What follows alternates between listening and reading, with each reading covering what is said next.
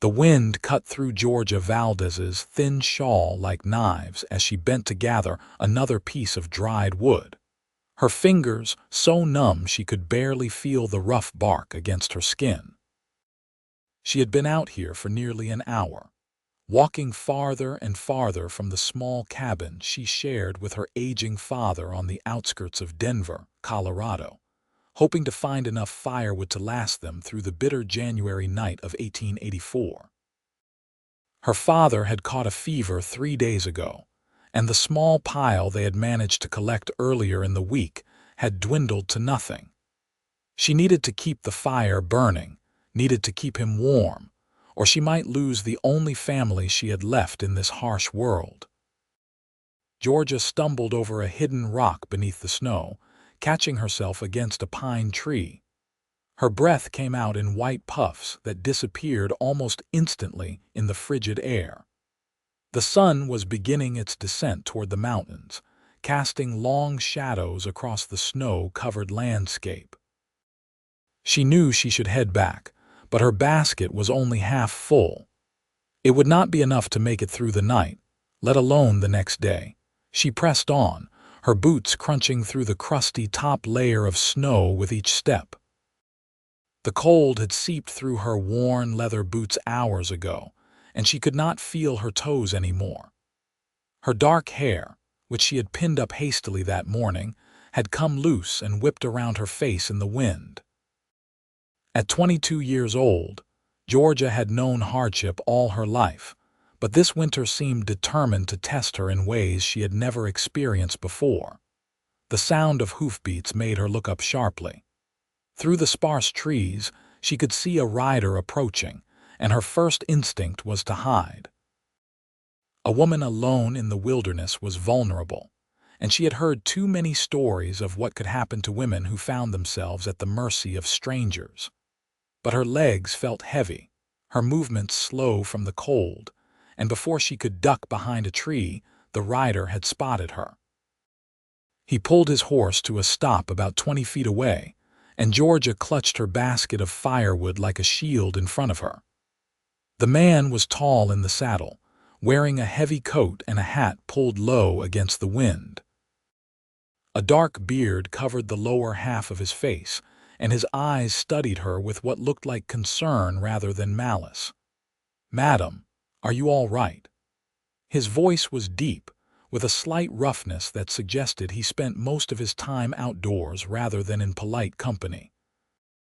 Georgia's teeth chattered as she tried to respond. "I am fine, sir. Just gathering firewood." The words came out stuttered and weak, even to her own ears. The man dismounted in one fluid motion and took a step closer. Georgia took a step back, and he stopped immediately, holding up one gloved hand. "I mean you no harm, madam, but you look half frozen. How long have you been out here? An hour, perhaps. Maybe longer. I lost track." Georgia hated how small her voice sounded, how the cold had stolen even her ability to speak with confidence. "It is nearly sunset and the temperature is dropping fast. Where do you live? I can escort you home." He looked around at the darkening forest, then back at her with what she could only describe as genuine worry. "My cabin is about 2 miles that direction." Georgia pointed with a hand that trembled violently. "But I need more firewood. My father is sick, and we have used all we had." The stranger was quiet for a moment, then he shook his head firmly. "Madam, with all due respect, you will not make it back in this cold if you stay out here much longer. Your lips are turning blue." He walked to his horse and returned with a thick wool blanket which he held out to her. "My name is Adam Zimmerman. I have a ranch about a mile from here. Let me take you there to warm up, and then I will help you get firewood back to your father. But if you stay out here like this, you will freeze before you make it home." Georgia wanted to refuse. She had been taught to be wary of strangers, especially men who made offers that seemed too good to be true. But her body was betraying her, shaking so violently now that she could barely hold onto the basket. Her thoughts felt sluggish, and she realized with a start that Adam was right. She might not make it home in this condition. "I do not know you," she managed to say, though her resistance was weakening by the second. "No, you do not. But I know the signs of someone suffering from the cold, and madam, you need to get warm right now. I give you my word as a gentleman that I will not harm you. I will warm you up, help you get the firewood you need, and make sure you get back to your father safely." His eyes met hers steadily, and despite her fear, something in his gaze made her want to trust him. Georgia's knees buckled slightly, and Adam moved forward to catch her elbow, steadying her.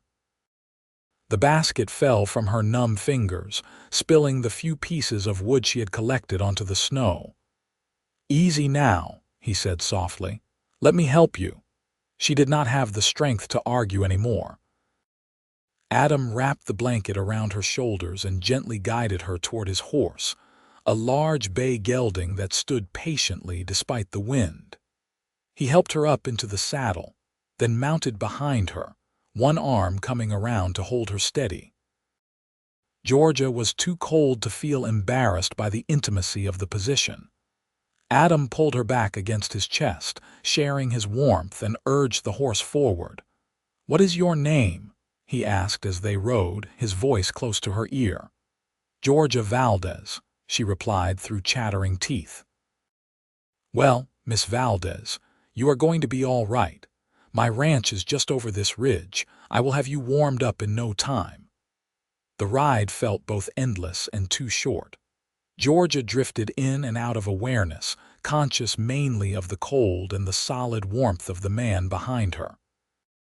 She must have slumped against him because she heard him speaking to her, his voice urgent. "Stay with me, Miss Valdez. We are almost there. Stay awake now." She forced her eyes to stay open, watching the landscape pass in a blur of white and gray. Then they were riding up to a sturdy-looking ranch house with a barn nearby. Smoke rose from the chimney, and the sight of it made Georgia want to weep with relief. Adam dismounted and lifted her down carefully, but when her feet touched the ground, her legs gave out completely. He caught her easily, lifting her into his arms as though she weighed nothing at all. "I have got you," he said, and kicked open the front door. The warmth of the house hit her like a wave, and Georgia gasped. Adam carried her directly to the fireplace, where a fire was already burning low. He set her down in a large chair close to the hearth, then moved quickly to add more wood to the flames. "Do not get too close to the fire too quickly," he warned. "It will hurt worse that way. We need to warm you up gradually." He disappeared into another room and returned with more blankets, which he wrapped around her. Then he knelt in front of her and began carefully removing her boots. Georgia tried to protest, but he shook his head. "Your feet are freezing, Miss Valdez. We need to check for frostbite." His movements were efficient but gentle as he peeled off her wet stockings and examined her feet. "They look all right, I think. Can you feel this?" He pressed gently on her toes. "Barely," Georgia admitted. The warmth of the room was beginning to seep into her, and with it came a painful tingling in her extremities. "That is a good sign. Means the blood is flowing again." Adam stood and went to the kitchen area, where he filled a kettle with water and set it on the stove. "I am going to make you some hot tea. It will help warm you from the inside." Georgia watched him move around the space with practiced ease. The ranch house was simple but well-maintained, with sturdy furniture and clean surfaces. It was clear that Adam lived here alone, but he kept his home in good order. She noticed several books on a shelf near the fireplace and a rifle mounted above the door. Everything spoke of a man who lived a practical, solitary life. As the feeling returned to her fingers and toes, the pain increased and Georgia bit her lip to keep from crying out. Adam noticed immediately and returned to her side. "I know it hurts," he said sympathetically, "but it means you are going to be fine. No permanent damage." "How do you know so much about this?" Georgia asked, her voice still weak but steadier than before. I have lived in Colorado all my life. Spent plenty of winters working cattle in weather like this. You learn to recognize the signs of cold exposure pretty quickly out here. He returned to the kitchen when the kettle began to whistle, preparing tea with the ease of someone accustomed to taking care of himself. He brought her a steaming cup, and Georgia wrapped her hands around it gratefully, letting the heat seep into her palms. The first sip burned her tongue slightly, but she did not care. The hot liquid felt wonderful as it traveled down her throat. "Thank you," she said, meeting his eyes for the first time since they had entered the house. "You saved my life out there. I was foolish to stay out so long." Adam pulled up another chair and sat down across from her, his own cup of tea in his hands. "You were trying to take care of your father. That is not foolish, but you cannot help him if you freeze to death in the process." "He has a fever," Georgia explained, feeling tears prick at her eyes. "It has been 3 days now, and I do not know if he is getting better or worse. I needed to keep the fire going. It is all I can do for him." "Where is your mother? Do you have any siblings?" Adam asked gently. Georgia shook her head. "My mother died 5 years ago, cholera. And I am an only child. It is just my father and me. We came to Colorado from Texas after my mother died, hoping for a fresh start. My father thought he could make a living as a carpenter, but work has been scarce this winter." "I am sorry," Adam said, and the sincerity in his voice made Georgia's tears finally spill over. She wiped them away quickly, embarrassed. "I am sorry. I should not be burdening you with this. You have been kind enough already." "You are not burdening me." Adam set down his tea and leaned forward, his elbows on his knees. "Listen, Miss Valdez. After you finish that tea and warm up a bit more, I will hitch up my wagon and load it with firewood from my supply. I have plenty to spare. Then I will take you home to your father, and we can make sure he has what he needs too." Georgia stared at him in disbelief. "Sir, I cannot accept such generosity. We have no way to pay you." "I am not asking for payment. I am offering help because it is the right thing to do, and because I have the means to give it." His dark eyes held her steadily. "Sometimes people just need help, Miss Valdez. There is no shame in accepting it." More tears came, and this time Georgia did not try to stop them. She had been carrying the weight of her father's illness and their poverty alone for so long that she had forgotten what it felt like to have someone offer genuine assistance without expecting anything in return. "I do not know what to say," she whispered. "Say you will let me help."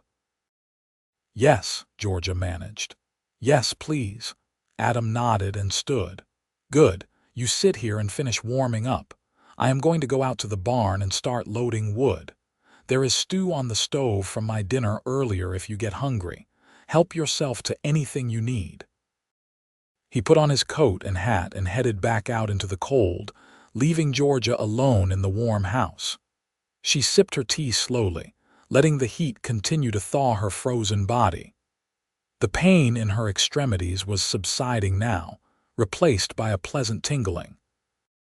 She looked around the room again, taking in more details. There was a photograph on the mantel of an older couple, probably Adam's parents. Next to it was a Bible, well worn from use. Georgia stood carefully, testing her legs. They felt shaky but functional. She walked to the stove and lifted the lid on the pot Adam had mentioned. The smell of beef stew made her stomach growl loudly. She had not eaten since early that morning, too worried about her father to think about her own needs. She found a bowl and spoon and helped herself to a small portion, then returned to the chair by the fire. The stew was delicious, well seasoned and hearty. Georgia ate slowly, savoring each bite. As she ate, she thought about the man who had rescued her. Adam Zimmerman was clearly a capable rancher who lived alone but kept himself and his home in good order.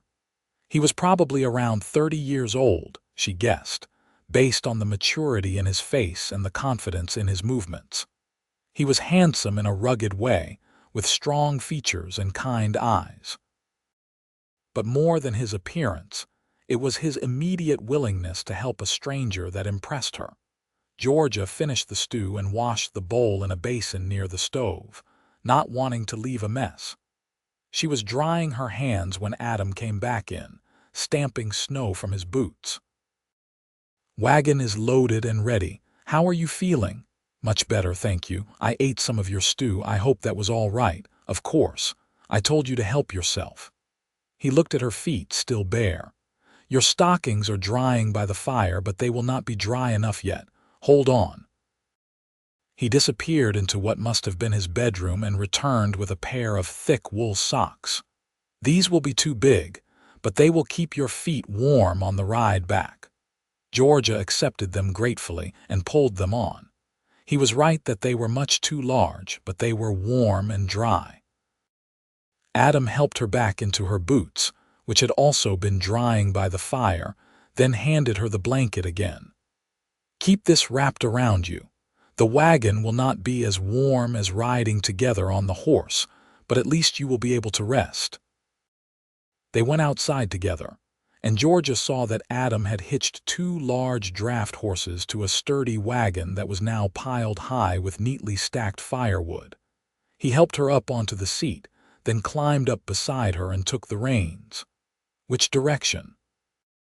Georgia pointed, and they set off into the growing darkness. The snow had stopped falling, and a few stars were beginning to appear in the clear sky. The temperature was dropping rapidly, and Georgia was grateful for the blanket and the thick socks that kept her marginally warm. "Tell me about your father," Adam said as they rode. "What kind of man is he?" Georgia smiled despite her worry. "He is a good man, kind and hardworking. He taught me to read and write when I was young, which was unusual. He said he wanted me to have every advantage I could, even though we were poor. He was devastated when my mother died. I think coming to Colorado was partly about escaping those memories." "What kind of work does he do?" "He is a carpenter, like I said. Or he was, before the fever. He is very skilled, can build almost anything. But this winter has been hard, and there has not been much work available. We have been using our savings to get by, but those are almost gone now. After we get the firewood to your cabin, I will take a look at him if you like. I am no doctor, but I have some experience with fevers and illness from living out here." "You have done so much already," Georgia protested. "I know, but I might as well do a bit more while I am at it." There was a hint of humor in his voice that made Georgia look over at him. In the fading light, she could see a small smile on his face. They rode in companionable silence for a while, the only sounds the creaking of the wagon and the steady breathing of the horses. Georgia found herself stealing glances at Adam, studying his profile in the dim light. There was something solid and reassuring about him, a sense of competence and calm that made her feel safe in a way she had not felt in a long time. "There," she said finally, pointing to a small cabin barely visible through the trees. "That is our home." Adam guided the wagon up to the cabin, and Georgia jumped down before he could help her, suddenly anxious about her father. She hurried to the door and pushed it open, her heart sinking at what she found inside. The fire had gone completely out, and the cabin was nearly as cold as the outside air. Her father lay in his bed against the far wall, covered with every blanket they owned, his face pale and drawn. "Papa!" Georgia rushed to his side and placed her hand on his forehead. He was burning with fever, and her heart clenched with fear. Adam appeared in the doorway, took in the situation at a glance, and immediately went to the fireplace. "I will get a fire going. Do you have any water?" "There is a bucket by the door, but it might be frozen." Georgia was trying to rouse her father, who stirred slightly at her touch but did not open his eyes. Adam examined the bucket and nodded. "It is frozen solid. I will bring in some snow to melt." "Where are your pots?" Georgia pointed with a shaking hand, then turned back to her father. Papa, please wake up. I am here now. Everything will be all right. Her father's eyes fluttered open, unfocused and glazed with fever. Georgia. His voice was barely a whisper. Yes, Papa, I am here. I brought firewood and help. You are going to be fine. Behind her, Georgia heard Adam working with swift efficiency. He had a fire blazing in minutes and was already melting snow in a pot on the hearth. He brought several loads of firewood inside, stacking it neatly near the door, then returned to the wagon for more. By the time he finished, the cabin was beginning to warm up, and steam was rising from the pot of melting snow. Adam approached the bed and looked down at Georgia's father with a practiced eye. May I examine him? Georgia nodded and stepped back. Adam leaned down and checked her father's pulse, listened to his breathing and looked into his eyes. How long has he been like this?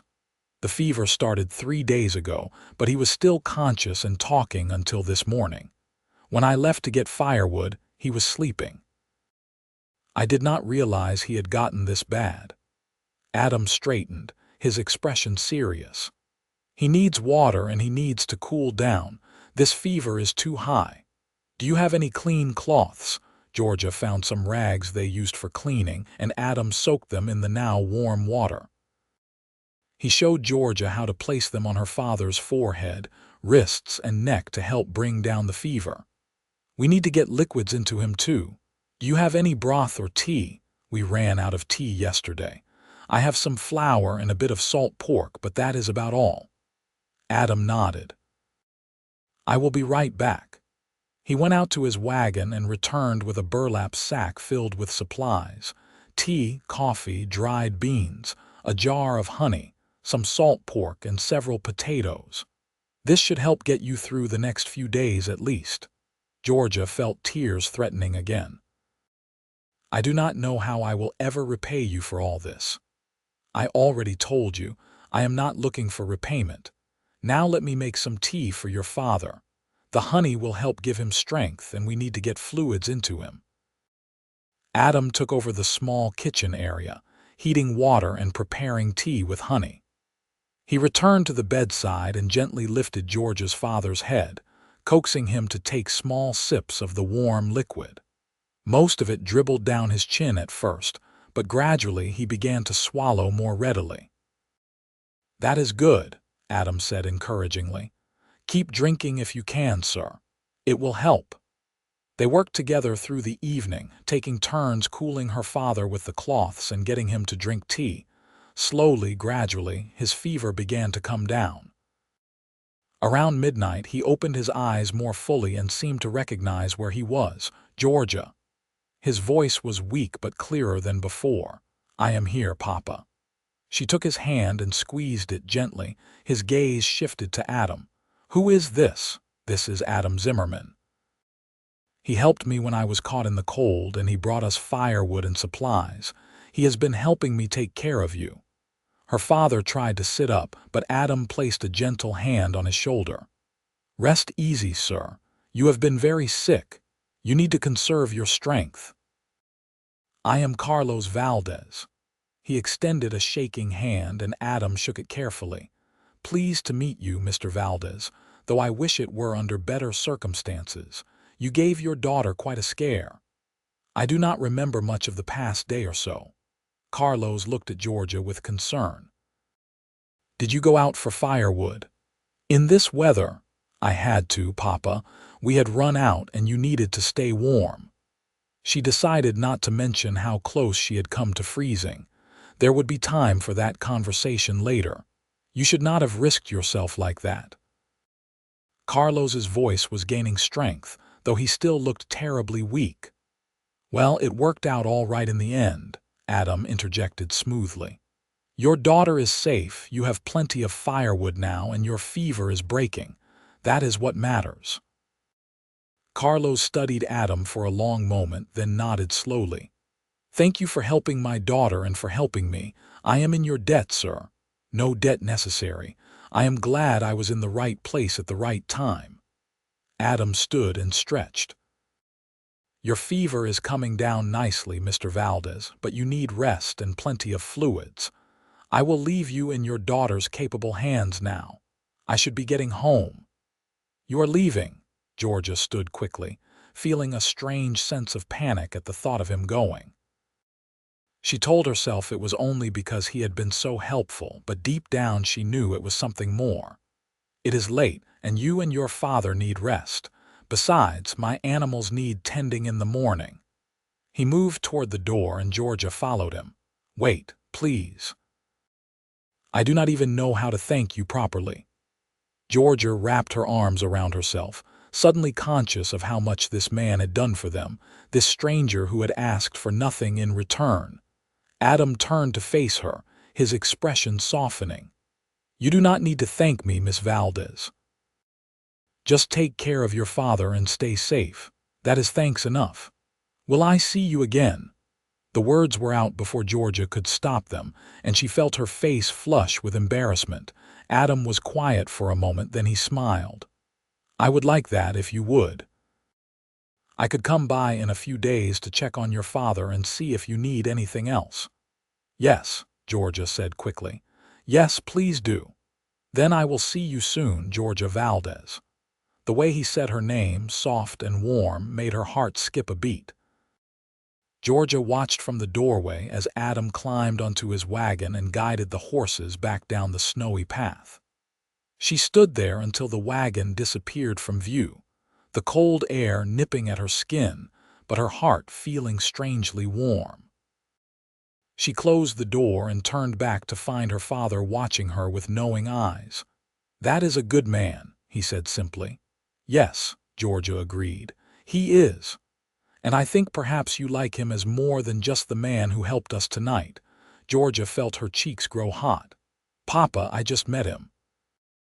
I do not know him at all." "Sometimes you can know the important things about a person very quickly. I knew I loved your mother the first day I met her." Carlos smiled weakly. "I am just saying, if he comes back to visit, I think you should get to know him better. Let me get you some more tea, Papa. You need rest." Georgia busied herself with making another cup of tea, but she could not stop thinking about Adam. The strength in his arms when he had carried her, the gentleness in his hands when he had examined her father, the kindness in his eyes when he had looked at her. She had met plenty of men in her 22 years, but none who had affected her quite like this. Over the next 3 days, Carlos continued to improve. His fever broke completely, and he regained his strength gradually.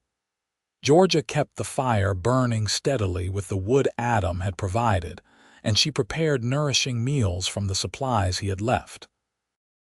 Every time she used something from that burlap sack, she thought of him and wondered when he would return.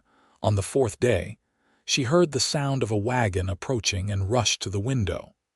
Her heart leaped when she saw Adam's familiar form driving up to the cabin. She forced herself to wait calmly by the door instead of running out to meet him like she wanted to. Adam knocked, and Georgia opened the door, unable to keep the smile off her face.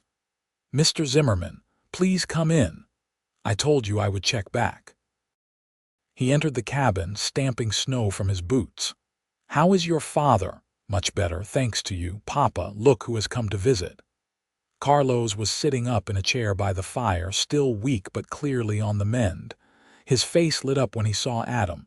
"Mr. Zimmerman, I am glad to see you. Please sit down. Can my daughter get you some coffee?" "That would be nice, thank you." Adam took a seat across from Carlos while Georgia prepared the coffee. "I wanted to come thank you properly for what you did for us," Carlos said. "You saved both our lives that night, I have no doubt. My daughter told me how you found her in the snow and brought her to safety. I am just grateful I was riding out that way. Georgia was very brave to be out gathering firewood in those conditions, even if it was dangerous." Adam accepted the coffee cup from Georgia with a nod of thanks. "Brave or foolish," Carlos said with a slight smile. "Both, perhaps, but she was trying to keep her old father alive, so I cannot fault her for it." "You are not old, Papa," Georgia protested, settling into her own chair with her coffee.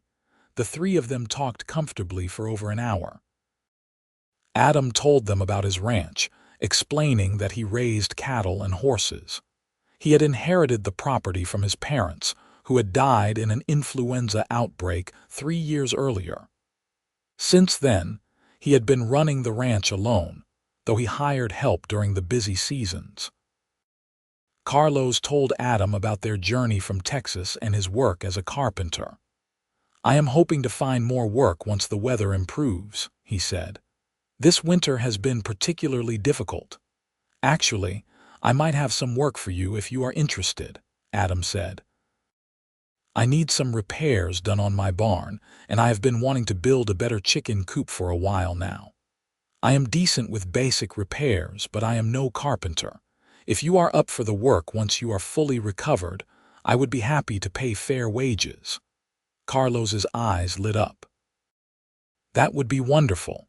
I would be honored to work for you, especially after everything you have done for us. The work needs doing regardless, and I would rather hire someone I know will do a good job. Let us say we will start in 2 weeks. That should give you time to fully recover your strength." 2 weeks. Yes, I can be ready by then. Carlos was already looking better, more animated than Georgia had seen him since before his illness. Adam stayed for dinner, and Georgia prepared a simple meal of beans and salt pork with cornbread.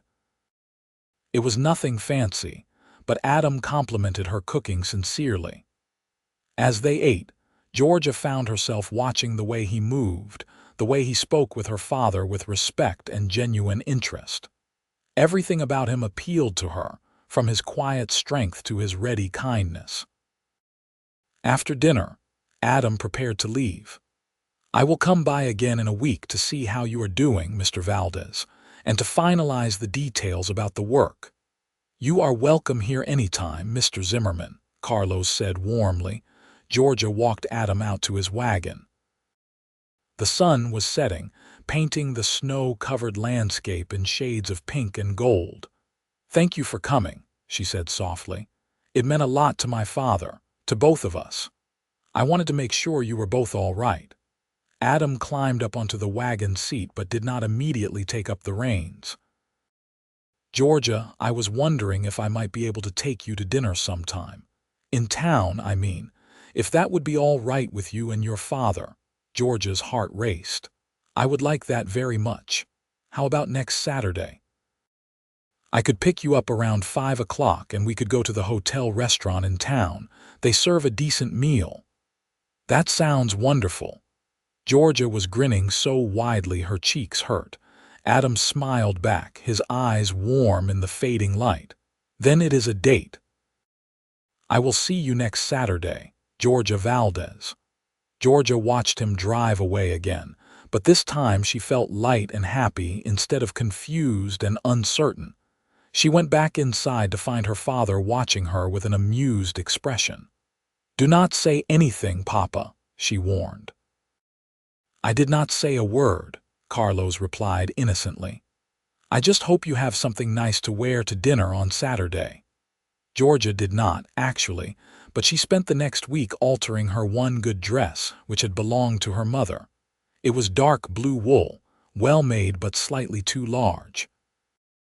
She took it in carefully, adding some lace trim from an old petticoat to make it look more special. She washed her hair 3 times in the days leading up to Saturday and practiced different ways of pinning it up. Her father teased her gently about her preparations, but she could see he was pleased. "Your mother would have liked Adam," he said on Friday evening as Georgia tried on the altered dress for him to see. "She always said the best men were the ones who helped others without expecting anything in return." "I am not getting married, Papa. It is just dinner." But Georgia could not help imagining what it might be like to have a future with someone like Adam. Saturday arrived clear and cold. Georgia dressed carefully, pinning her dark hair up in a style that was both practical and pretty. She pinched her cheeks to bring color to them and bit her lips to make them redder.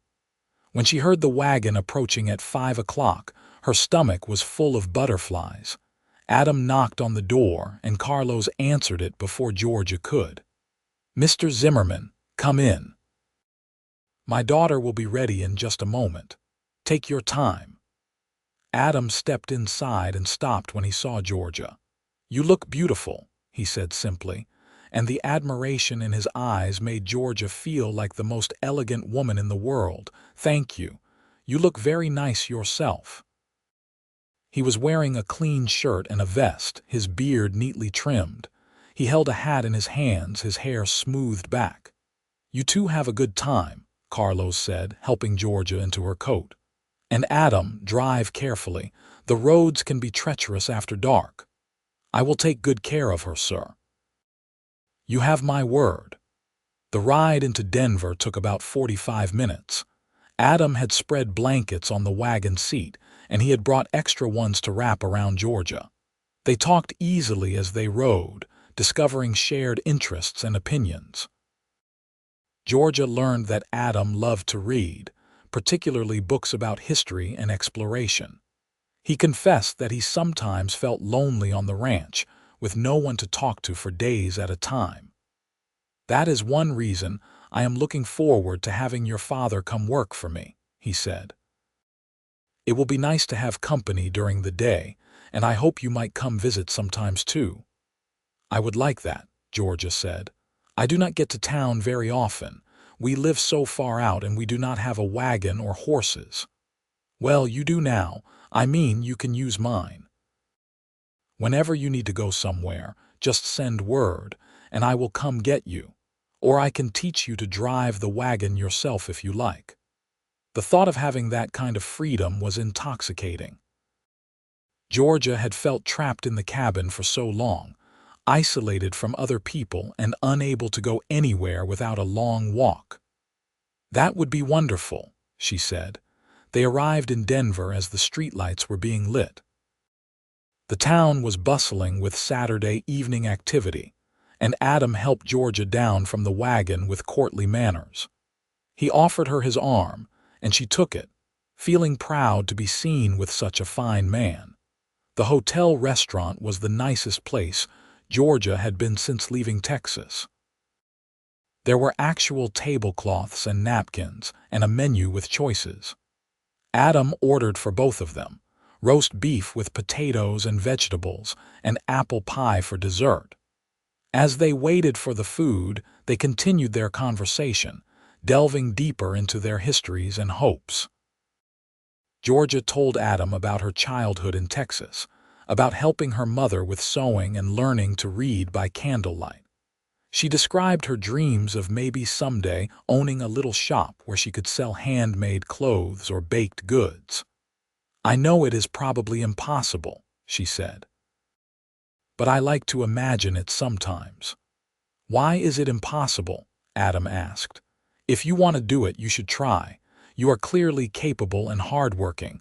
Those are the most important things for running a business. But it takes money to start a business, and we have none. Besides, I need to take care of my father." "There are ways to start small," Adam said. "And your father will not need taking care of forever. He is already getting better. Maybe in time you could pursue some of those dreams."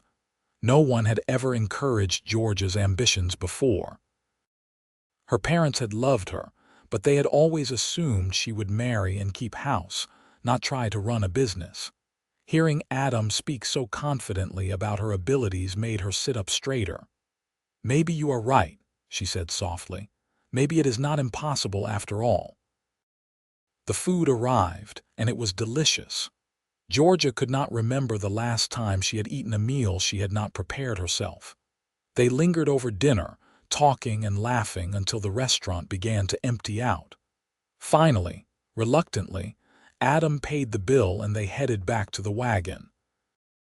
The ride home was quieter, but it was a comfortable silence. Georgia found herself leaning against Adam's shoulder, and he put his arm around her to keep her warm. She could feel his steady heartbeat through his coat and shirt, and she felt safer than she had in years. "I had a wonderful time tonight," Georgia said as they approached her cabin. "So did I. Georgia, I know we have only known each other a short time, but I really enjoy your company. I would like to continue seeing you if that is something you want too. I do want that, very much. Adam stopped the wagon in front of the cabin but made no move to help her down yet.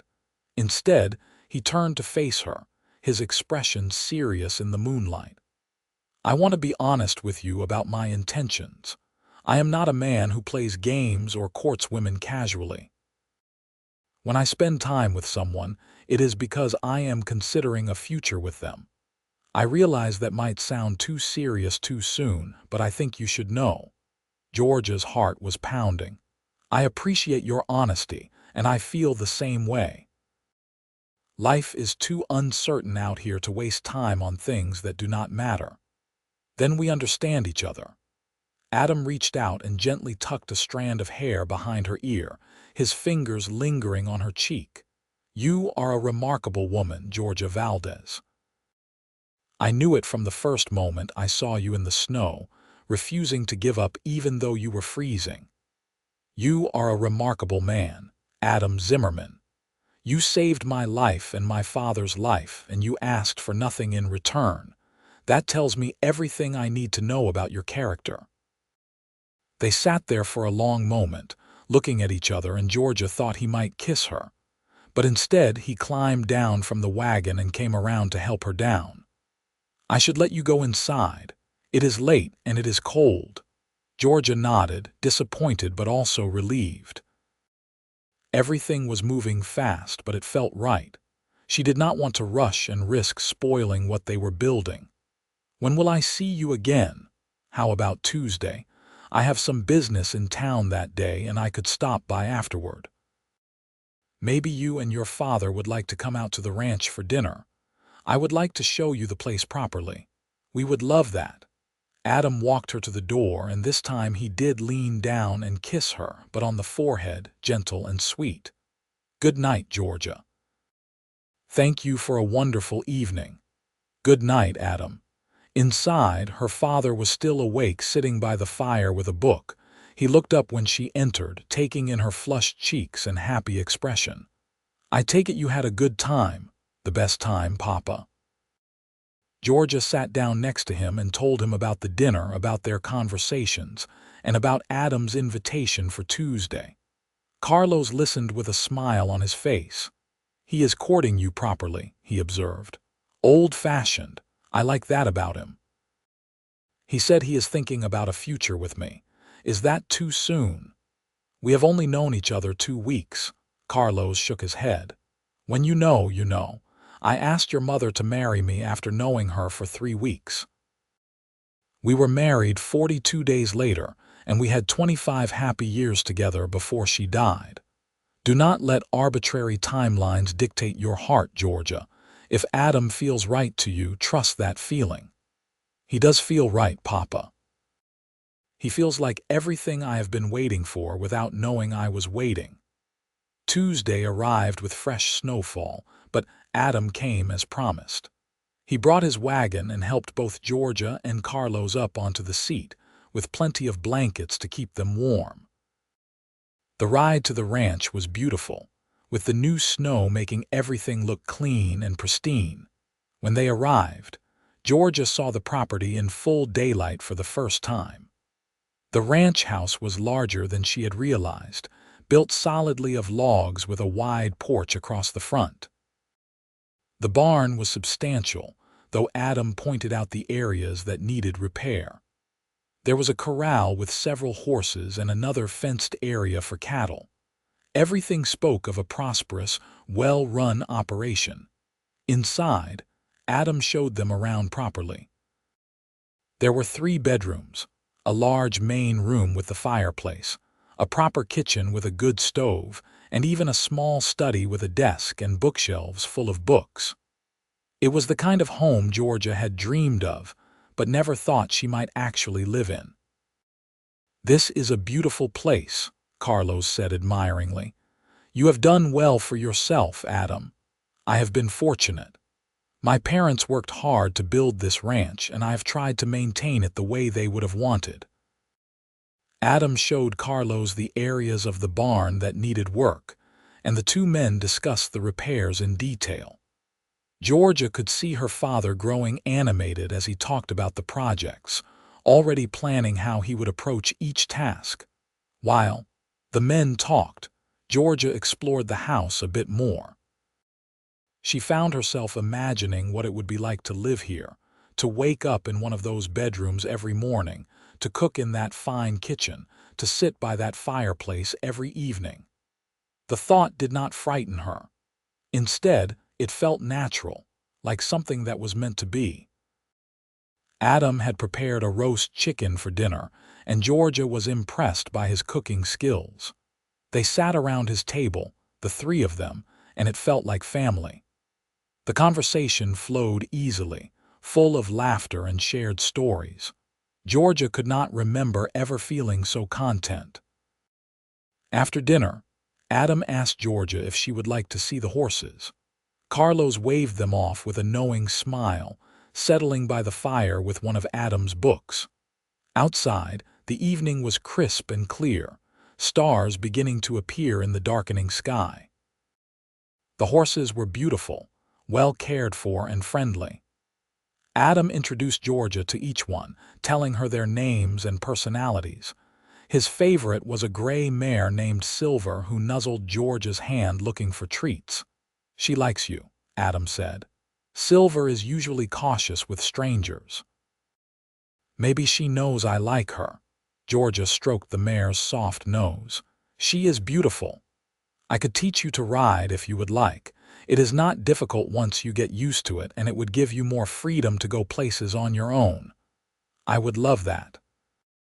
Georgia turned to face Adam, her hand still on the horse. "You keep offering me things I have only dreamed about. Freedom, opportunities, hope. I do not know how to thank you." "You do not need to thank me. Georgia, I think you know how I feel about you. These past 2 weeks have been the happiest I have had in years. You make me want to talk, to share my thoughts and dreams. You make this big, empty house feel like a home again." Georgia stepped closer to him. "I feel the same way. When I am with you, everything feels possible. You make me feel brave and strong and valued." Adam reached out and took her hands in his. "Georgia Valdez, I know it is soon, but I do not see the point in waiting when I am certain of my feelings. I love you. I think I started loving you the moment I saw you in the snow, too stubborn to give up even when you were freezing. I love your strength and your kindness and the way you care for your father. I love talking to you and being near you. And I want to spend the rest of my life loving you if you will let me." Tears sprang to Georgia's eyes, but they were happy tears. "I love you too, Adam. I did not think it was possible to feel this way so quickly, but my father told me that when you know, you know. And I know. You are everything I could want in a man, in a partner, in a husband." "Then marry me," Adam said simply. "Marry me and come live here with me. Your father too, if he wants. This house is big enough for all of us, and I would be honored to have him here. We can be a family, the three of us. And maybe in time there will be more." Georgia laughed through her tears. "Are you proposing to me in a barn, Adam Zimmerman? I suppose I am. Is that all right? I do not have a ring yet, but I will get you one, the best one I can find. I do not need a ring, I just need you." Georgia went up on her toes and kissed him, really kissed him this time, and it was everything she had hoped it would be. His arms came around her, holding her close, and she felt like she had finally come home. When they finally pulled apart, both breathing hard, Adam rested his forehead against hers. "Is that a yes?" "Yes. Yes, I will marry you." They stood there in the barn, holding each other until Carlos called out from the house. "Is everything all right out there? Did the horses eat you?" Georgia laughed and pulled back. "We should go tell him." They walked back to the house hand in hand. Carlos took one look at their faces and started grinning. "Well, that did not take long. Papa, Adam asked me to marry him, and I said yes." Georgia was practically bouncing with excitement. Carlos stood and embraced his daughter, then shook Adam's hand warmly. I could not ask for a better son-in-law. You have my blessing, Adam, and my gratitude. You have given my daughter something I could not give her, security and hope for the future. Thank you, sir. And please know that you are welcome to live here with us for as long as you want. This will be your home too. Carlos's eyes grew misty. That is generous of you. I accept, at least until I get back on my feet financially. I will not be a burden to you young people forever. You could never be a burden, Adam said firmly. You will be family. They celebrated with coffee and the rest of the apple pie Adam had made. They talked late into the night, making plans. Adam suggested they could marry as soon as they could arrange it, maybe in 2 or 3 weeks. Georgia agreed, seeing no point in a long engagement. They decided that Carlos would start working on the barn repairs immediately, and he and Georgia would move into the ranch house within the week.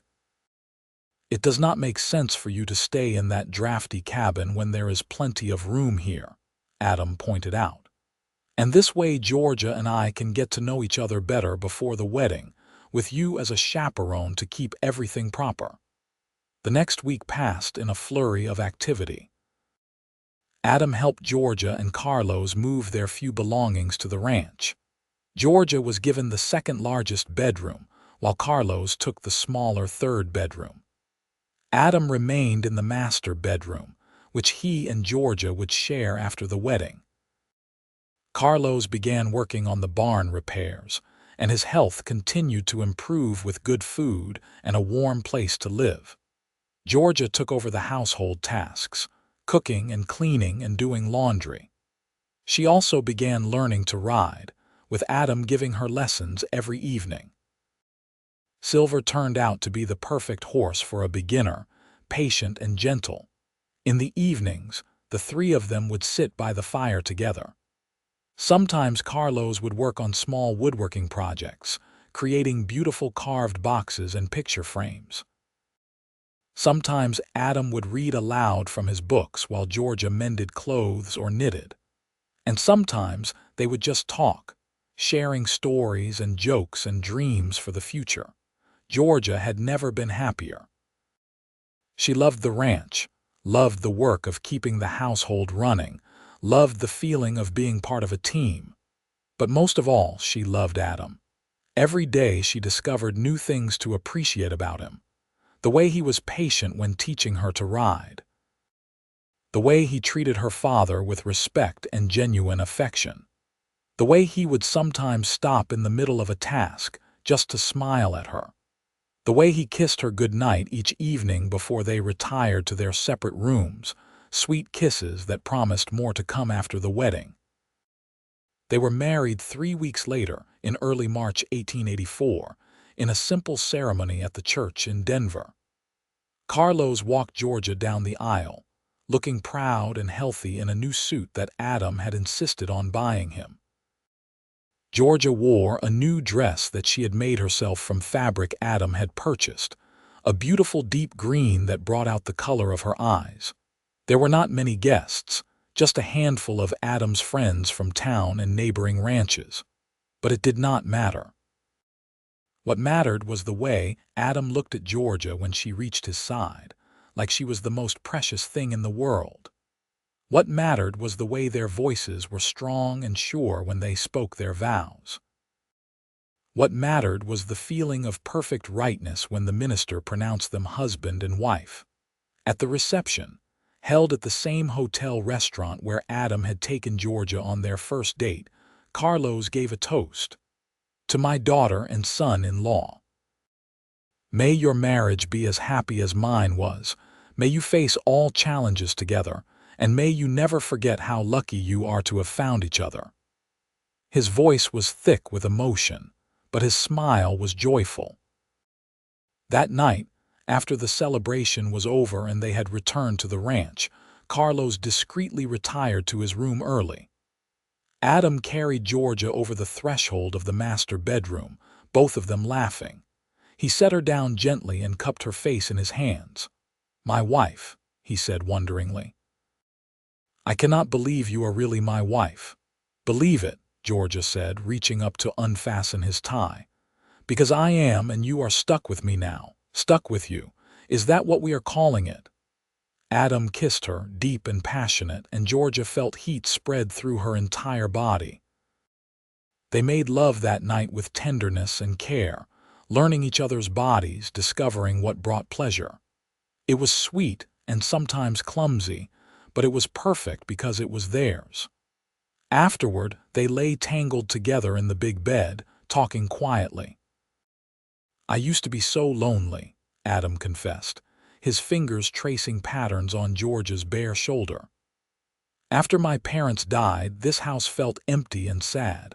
I would come home after a long day of work, and there would be no one to talk to, no one to share my thoughts with.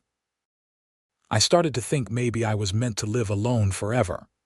"You are not alone anymore," Georgia said, pressing a kiss to his chest. "You will never be alone again, I promise you that. I know, and it makes all the difference." He pulled her closer. "I love you so much, Georgia Zimmerman." Georgia smiled at the sound of her new name. "I love you too, Adam, more than I knew it was possible to love someone." They fell asleep like that, wrapped in each other's arms, content and complete. The next months were blissful. Spring came to Colorado, bringing warmer weather and new life. The ranch thrived under Adam's careful management and Carlos's skilled repairs. Georgia planted a garden, something she had always wanted to do but never had space for at the cabin. She spent her days caring for the house, tending her plants and learning more about ranch life. Adam taught her to ride well enough that she could accompany him sometimes when he checked on the cattle. They would pack a lunch and spend the day together, talking and laughing. Georgia had never known marriage could be like this, a true partnership where both people supported and encouraged each other. Carlos continued to improve in health and spirits. He completed the barn repairs and moved on to building the new chicken coop Adam had mentioned. He also started taking on carpentry jobs from other ranchers in the area, earning his own money again. Georgia was proud to see her father regaining his independence and dignity. One evening in June, Georgia realized she had missed her monthly courses. She waited another week to be sure, then told Adam. His reaction was everything she could have hoped for. He picked her up and spun her around, whooping with joy, then immediately set her down gently as if she might break. "Are you happy?" Georgia asked, though she could see the answer on his face. "Happy? I am overjoyed. We are going to have a baby, Georgia, our baby." He placed his hand reverently on her still flat stomach. "This is the best news I have ever received." They told Carlos at dinner that night, and he too was thrilled. "I am going to be a grandfather," he said, his eyes shining. "Your mother would have been so happy, Georgia. She always wanted grandchildren." The pregnancy progressed smoothly. Georgia dealt with some morning sickness in the early months, but Adam was attentive and caring, bringing her tea and crackers in bed, rubbing her feet in the evenings when they swelled. Carlos built a beautiful cradle from oak wood, carved with intricate designs of horses and mountains. In February 1885, almost exactly a year after Georgia and Adam had met, their son was born. The labor was long and difficult, but Georgia had a midwife from town to help her, and Adam stayed by her side the whole time, holding her hand and encouraging her. When the baby finally arrived, healthy and screaming, Adam cried openly. "He is perfect," he said, looking down at his son with wonder. "Georgia, he is absolutely perfect." They named him Daniel Carlos Zimmerman after both their fathers. Daniel had Adam's dark hair and Georgia's green eyes, and from the first moment, he was adored by everyone in the household. Carlos was a devoted grandfather, carving toys for Daniel and singing him Spanish lullabies that Georgia remembered from her own childhood. Adam was a natural father, patient and loving, never complaining about late-night feedings or crying. And Georgia discovered a fierce love for her son that she had not known existed, a love that would move mountains to keep him safe and happy. As Daniel grew from infant to toddler, the ranch continued to prosper. Adam expanded the cattle operation and bought more land. Carlos's carpentry business grew as well, and he was able to contribute financially to the household, though Adam never asked him to. Georgia's garden flourished, producing enough vegetables that she was able to sell the surplus in town. On their second wedding anniversary, Adam gave Georgia a gift, a small building on the edge of their property that he had converted into a shop. "For your dressmaking business," he explained. "You mentioned once that you dreamed of having a shop. Well, now you do. You can sew here, sell your work in town, whatever you want. This is yours." Georgia was speechless. She walked through the small building, taking in the sewing table Adam had built, the shelves for fabric and supplies, the good light from the large windows. "You did this for me," she finally managed. "Of course I did. Your dreams matter, Georgia. Just because you are a wife and mother does not mean you have to give up everything you wanted before. I want you to have it all." Georgia threw her arms around him, tears streaming down her face. "How did I get so lucky to find you?" "I think I am the lucky one," Adam said, holding her close. "You saved me, Georgia. Before I met you, I was just going through the motions of living. You gave me a reason to really live again." Georgia started her sewing business slowly, making clothes for people in town and eventually for some of the ranchers' wives. Her work was beautiful and well made, and word spread. Within a year, she had more orders than she could handle and was considering hiring someone to help her. Life was good. Better than Georgia had ever imagined it could be.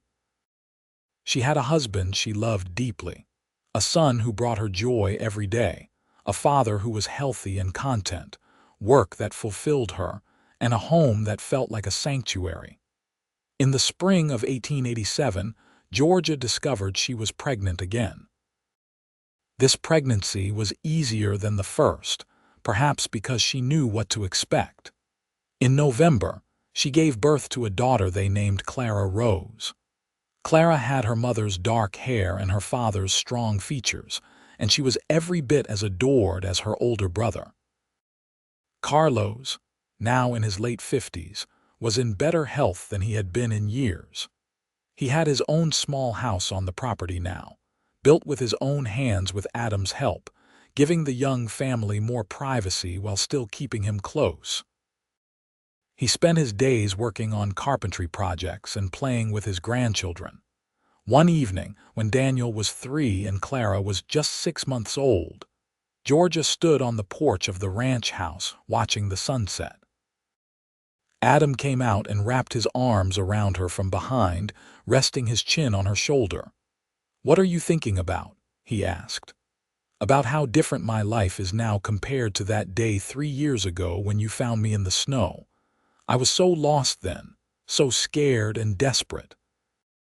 I thought I might die out there in the cold, but you did not die. You survived and you brought me back to life in the process." Adam turned her in his arms so she was facing him. "You know what I was thinking about that day? I had been riding out to check on some fences, but really I was just trying to fill time. I had been feeling sorry for myself, wondering if I would spend the rest of my life alone. And then I saw you, this stubborn, brave woman refusing to give up even though you were freezing. And I knew in that moment that my life was about to change. And did it change the way you hoped? It changed in ways I could not have even imagined. Georgia, you have given me everything. A family, purpose, joy, love. So much love. Every day I wake up grateful that I was riding out that particular trail on that particular afternoon.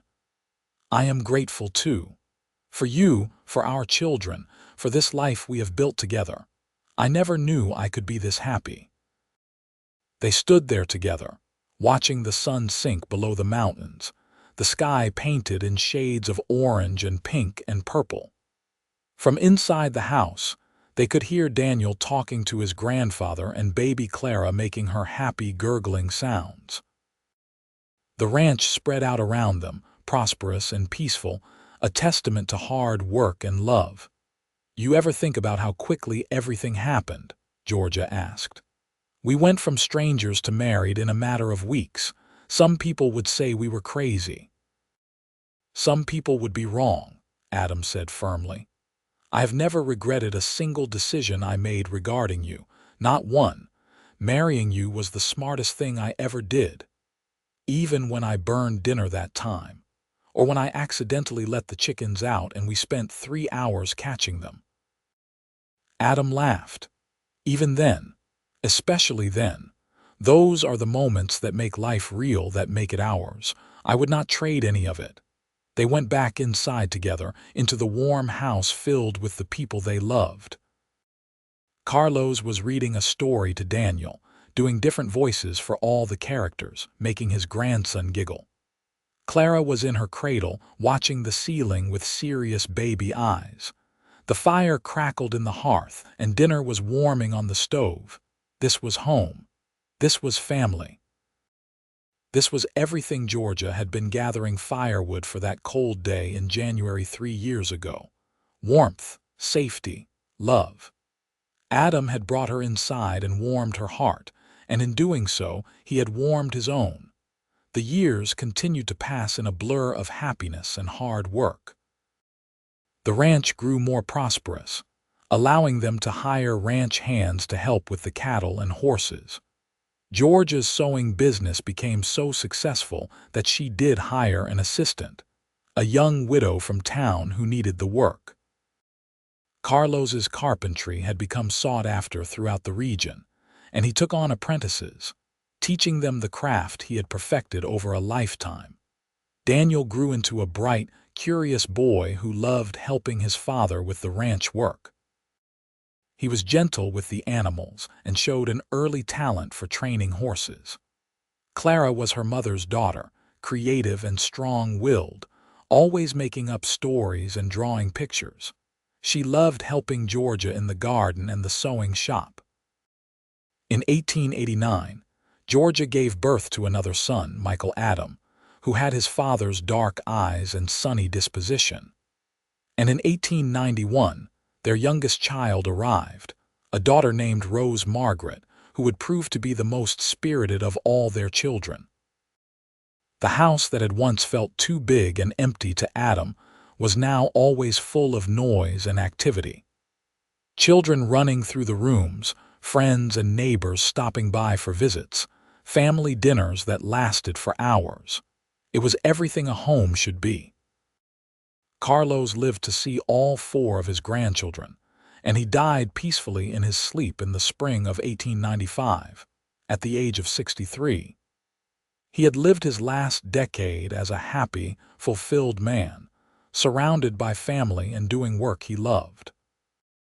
At his funeral, Adam spoke about how Carlos had become not just a father-in-law but a true father to him, teaching him about patience and perseverance and the importance of family. Georgia grieved for her father, but she found comfort in knowing he had died happy. "He told me once, near the end, that finding you was the best thing that ever happened to our family," she told Adam. "He said you saved both our lives that day in the snow, and then you gave us a reason to really live. He was so grateful for you for all of this." "I was the one who was grateful," Adam replied. "He welcomed me into your family without hesitation. He trusted me with his daughter, his most precious treasure, and he helped me build this ranch into what it is today. I will miss him." They honored Carlos's memory by establishing a scholarship fund for young people who wanted to learn carpentry, using some of the money he had saved from his business. It seemed a fitting tribute to a man who had believed in hard work and passing on knowledge to the next generation. Life moved on as it always does. The children grew, the ranch prospered, and Georgia and Adam's love for each other only deepened with time. They had their challenges, of course. There were droughts and harsh winters, sick animals and failed crops, arguments and misunderstandings. But they faced everything together, always coming back to the foundation of love and respect they had built from that first meeting in the snow. On their 10th wedding anniversary, Adam surprised Georgia with a trip to Denver, just the two of them. They left the children with a trusted neighbor and spent 3 days in the city, staying at the same hotel where they had eaten on their first date. They went to the theater, something Georgia had always wanted to do, and ate at fancy restaurants and walked through the city streets hand in hand like young courting couples. On the last night of their trip, as they sat in the hotel restaurant over dessert, Georgia reached across the table and took Adam's hand. "Do you know what I love most about our marriage?" she asked. "Tell me. That it keeps getting better. I thought I could not possibly love you more than I did on our wedding day, but I was wrong. Every year, every month, every day, I discover new reasons to love you, new depths to our connection. I did not know it was possible to feel this way about another person." Adam brought her hand to his lips and kissed it gently. "I feel exactly the same way. You know, people used to tell me that passionate love fades over time, that marriage becomes more about companionship than romance. But that has not been true for us at all. If anything, I am more in love with you now than I was in the beginning. Maybe that is because we built our relationship on more than just passion. We were friends first, partners, people who genuinely liked each other and wanted the same things from life. The romance was just the icing on the cake. Very sweet icing, though," Adam said with a smile that made Georgia blush even after 10 years of marriage. They returned home to find everything running smoothly. The children were excited to see them and full of stories about what they had done while their parents were away. Daniel, now 9, had helped the ranch hands with the horses. Clara, 7, had baked cookies with the neighbor. Michael, 5, had built an elaborate fort in the barn. And Rose, 3, had apparently been a tiny terror, getting into everything and refusing to nap. That night, after all the children were asleep, Georgia and Adam sat on the porch in the rocking chairs Adam had made, holding hands and watching the stars. "This is my favorite time of day," Georgia said softly. "When the work is done and the children are asleep and it is just us, together in the quiet." "Mine too," Adam agreed. "Although I also love the chaos of dinner time and the noise of the children playing. I love all of it, really. Every messy, loud, wonderful moment. We have built a good life, have we not? The best life. Better than I ever dreamed possible." As the years continued to pass, the children grew and their paths diverged in different directions, as children's paths do. Daniel indeed became a rancher, taking over more and more responsibility for the cattle operation as Adam grew older. He married a sweet girl from town named Emma, and they built their own house on the edge of the property. Clara pursued her creative interests, eventually opening a bookshop in Denver where she also sold her own illustrations. She married a writer and they lived above the shop, surrounded by books and art. Michael surprised everyone by deciding to become a doctor, inspired by the town physician who had helped deliver his baby sister. He went away to medical school back east, but always came home for holidays, eventually returning to practice medicine in Denver. Rose, true to her spirited nature, became a teacher, determined to educate children in rural areas who might not otherwise have access to good schools. Georgia and Adam watched their children become adults with pride and a certain bittersweet sadness. Where did the time go? Georgia asked one evening in 1905 at Daniel's wedding. "It feels like just yesterday we were bringing him home from the hospital, and now he is getting married." "Time moves faster when you are happy," Adam said, pulling her close. "We have had 20 wonderful years together, Georgia. And with luck, We will have 20 more. They did have many more years together.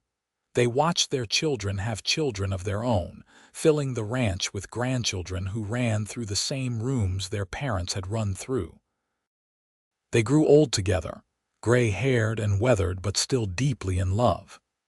Adam's hands became gnarled with arthritis but still reached for Georgia's every night. Georgia's back grew bent from years of work, but she still stood straight with pride when she looked at everything they had accomplished. In the winter of 1920, 36 years after they had first met, Adam fell ill. It started as a cough that would not go away and turned into pneumonia. Michael came immediately from Denver and did everything he could, but they all knew that Adam's time was running short. He was 73 years old and had lived a full, rich life, but Georgia was not ready to let him go. She stayed by his bedside day and night, holding his hand and talking to him about their life together. She reminded him of that day in the snow when they met, of their wedding, of the births of their children, of all the moments big and small that had made up their decades together. "I am not ready to say goodbye," she told him one night when his breathing had become labored. "I do not know how to live without you." Adam squeezed her hand weakly. "Yes, you do," he whispered. "You are the strongest person I know, Georgia. You survived before you met me, and you will survive after I am gone. You have the children and the grandchildren. You have the life we built together. I will always be part of that, even when I am not here physically. It will not be the same without you. No, it will not be the same, but it will still be good. Promise me you will keep living, really living. Do not just exist. Keep your sewing business, keep your garden, keep spending time with the family. Do all the things that make you happy." "I promise," Georgia said through her tears. "But you have to promise me something too. Promise me you will wait for me. When my time comes, you will be there waiting." "I will be there," Adam said. "I will always wait for you, Georgia Zimmerman. You are the love of my life, my partner, my best friend. Nothing, not even death, can change that." He died 2 days later, surrounded by his wife and children and grandchildren. It was peaceful at the end, his hand in Georgia's, a slight smile on his face as he took his last breath. Georgia held him and wept, her heart breaking but also full of gratitude for every year, every day, every moment they had shared. The funeral was huge, with people coming from all over Colorado to pay their respects. Adam had been respected throughout the region as a fair rancher, a skilled businessman, and a good man. But more than that, he had been beloved as a husband, father, grandfather, and friend. Person after person stood up to share stories about how Adam had helped them in some way, how his kindness had made a difference in their lives. Georgia listened to all the stories, proud but also aching with loss. How was she supposed to go on without him? They had been together for more than half her life. He was woven into every part of her existence, but she had made a promise, and Georgia had never been one to break her promises. She kept living. She kept the ranch running with Daniel's help. She kept her sewing business going, training young women in the craft. She kept spending time with her children and grandchildren, attending school plays and birthday parties and family dinners. She kept her garden, planting flowers every spring even when her hands hurt from arthritis. And she kept Adam alive in her stories. She told the grandchildren about how they had met, about the cowboy who had found her gathering firewood in the cold and brought her inside and warmed her heart. She told them about his kindness and his strength and his unwavering love. She wanted them to know the man he had been, to understand that great love stories were not just things that happened in books but real experiences that shaped real lives. Georgia lived another 12 years after Adam died, dying peacefully in her sleep at the age of 71 in the spring of 1932. In those 12 years, she saw the ranch continue to prosper under Daniel's management. She saw Clara's bookshop become a beloved institution in Denver. She saw Michael become one of the most respected doctors in the state. She saw Rose's students grow up to become teachers themselves, spreading education further and further into rural Colorado. On the day she died, she had spent the afternoon in her garden, planting tomatoes with her youngest granddaughter. She had eaten dinner with Daniel and Emma, laughing over old family stories. She had gone to bed feeling tired but content, and she simply had not woken up. At her funeral, held in the same church where she and Adam had married 47 years earlier, her children spoke about her strength, her kindness, her creativity, and her love. But mostly they spoke about her devotion to their father and how their love story had been the foundation that everything else was built upon. Our mother always said that the day she met our father was the day her life truly began, Daniel said in his eulogy. She was gathering firewood in the cold, trying to survive, trying to take care of her own father. And our father brought her inside, warmed her up, and then spent the rest of his life making sure she never had to be cold or alone again. Their love was the kind that poets write about, the kind that most people only dream of. And it taught all of us what marriage should be, a partnership built on respect, friendship, and deep, abiding love. They buried Georgia next to Adam on a hill overlooking the ranch they had built together. The headstone read, Georgia Valdez Zimmerman, 1861–1932. Beloved wife, mother, grandmother, she was gathering firewood in the cold and love brought her home. Next to it, Adam's headstone read, Adam Zimmerman, 1846–1920. Beloved husband, father, grandfather. He warmed her heart, and she gave his life meaning.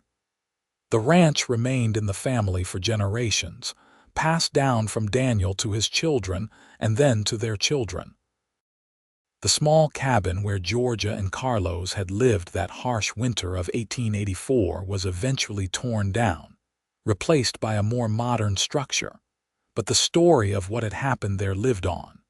Georgia's sewing shop was preserved and turned into a small museum dedicated to her life and work.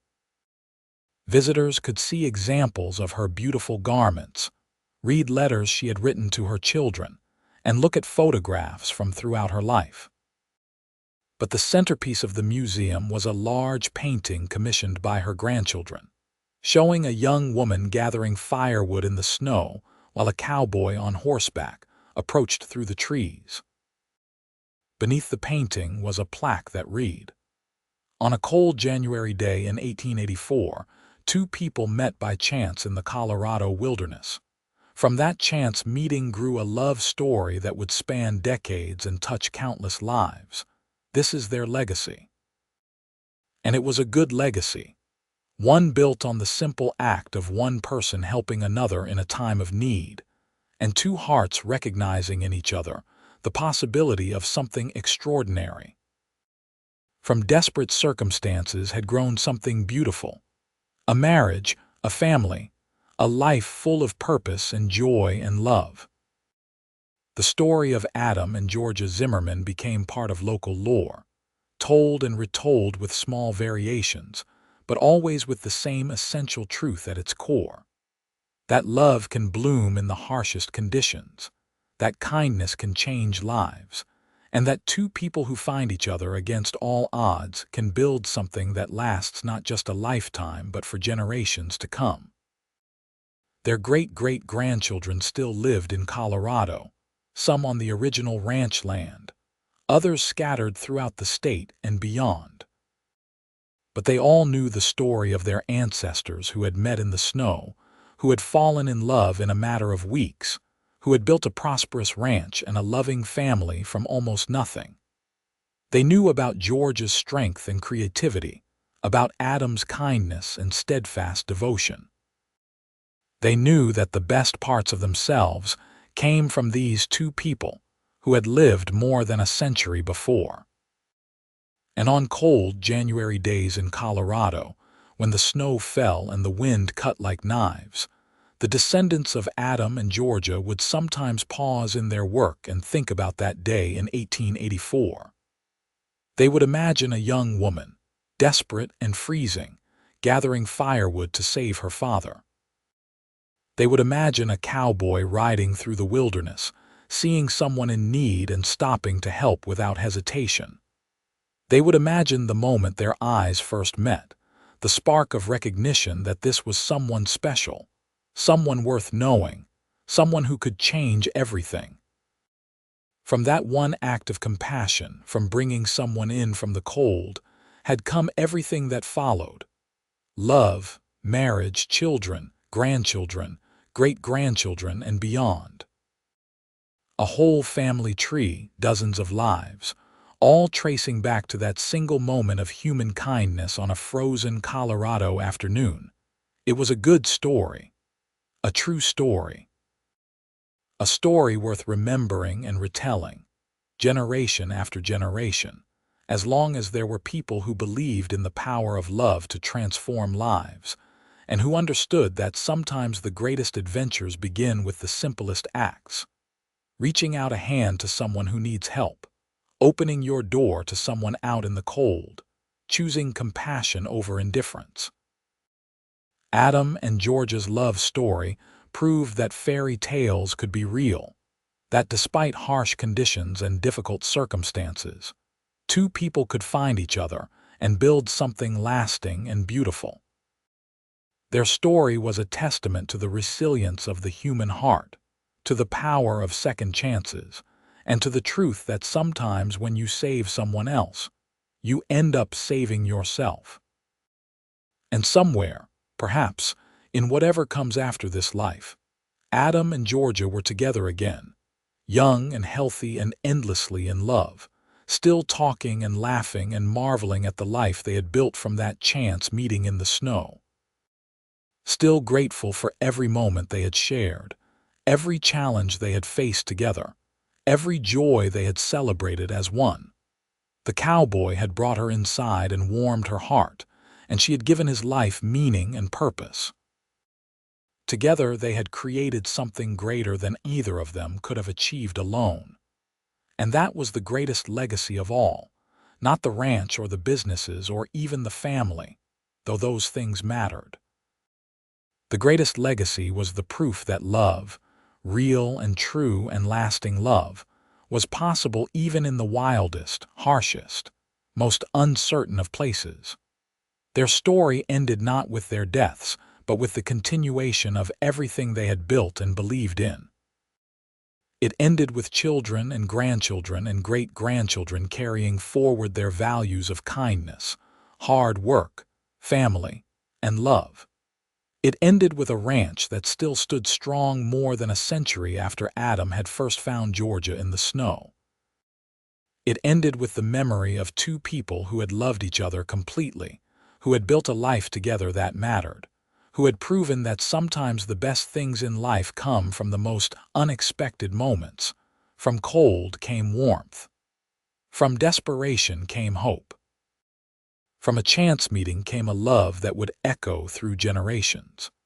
And it all began with a simple act of human kindness on a frozen Colorado afternoon, when a cowboy brought a freezing woman inside, and in doing so, found the missing piece of his own heart.